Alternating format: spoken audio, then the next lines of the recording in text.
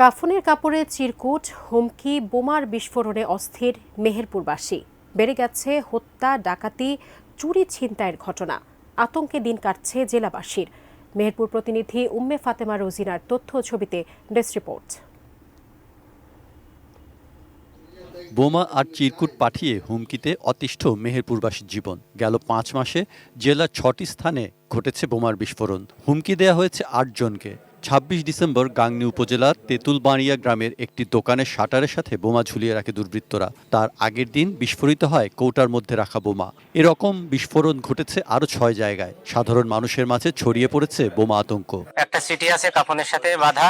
শত্রুতা হবে বা সেটা আমার বলবে, আমি দেখলাম শত্রুতা খুঁজে পাচ্ছি না। গত ৫ মাসে জেলার ৯টি স্থান থেকে বোমা ও বোমা সদৃশ্য বস্তু উদ্ধার করেছে পুলিশ, যেগুলো আতঙ্ক তৈরি, চাঁদাবাজি বা প্রাণনাশের হুমকিতে ব্যবহার করা হয়েছে। মাঠের অলরাউন্ডার আমি, আর ঘরের অলরাউন্ডার টাইলক্স।